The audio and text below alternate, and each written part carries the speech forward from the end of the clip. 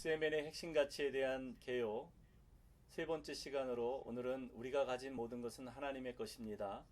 우리는 그의 청지기일 뿐입니다. 라는 선언문을 가지고 생각해 보기 원합니다. CMN의 교단 초창기에는 세계 선교와 주님의 재림을 앞당기는 일에 꺼지지 않는 열정이 있었습니다.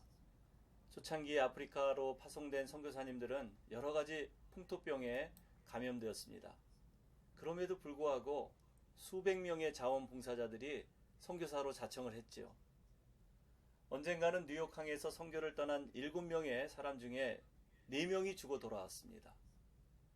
선교지를 향한 항해가 죽음으로 이어질 가능성이 크다고 여긴 초창기 선교사님들 중에는 자신들의 짐과 장비를 관 속에 넣어서 목적지로 항해하는 그런 극단적인 방법을 선택하기도 했습니다. 그러한 열정으로 자원봉사자들이 선교사로 헌신했고, 또 초기 CMN의 본부에선 그들을 현장에 파견하기도 했습니다. 그러나 정작 필요한 선교 기금을 어디에서 모을 수 있겠습니까?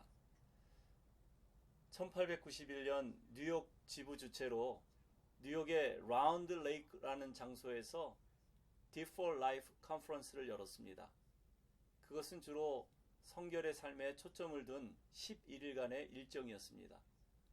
그러나 마지막 이틀 동안은 오직 도시 선교와 해외 선교에 대한 이슈에만 전념했습니다. 컨퍼런스 마지막 날 일정은 이른 아침 성경 공부로 시작되었습니다. 이 자리에서 교단 지도자들은 확고한 비전을 제시했습니다. 10년 안에 모든 열방에서 복음을 전하는 것이 얼마나 간단하고도 가능한지 도전했습니다. 그 일로 사람들의 마음에 불이 붙었죠. 사람들은 자원해서 헌신하기 시작했습니다.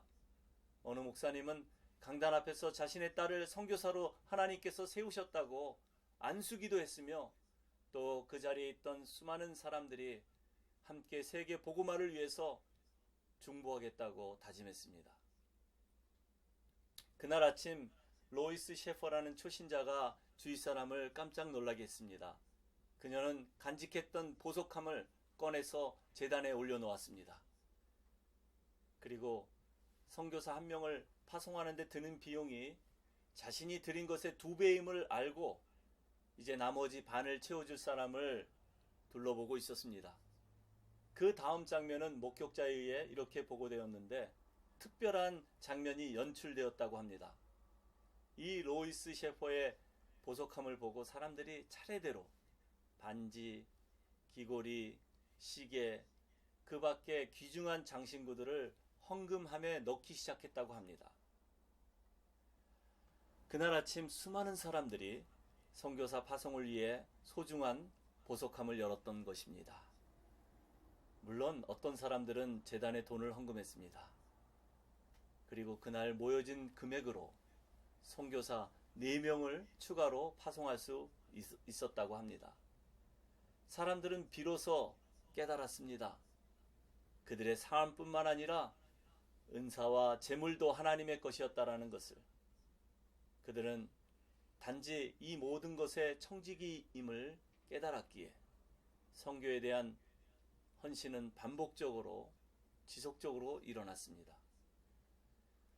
자, 그럼 이제 여러분들에게 현재 아프리카 선교사이자 재능 있는 외과 의사 한 분을 소개하고자 합니다. 그분의 이름은 데이빗 탐슨입니다.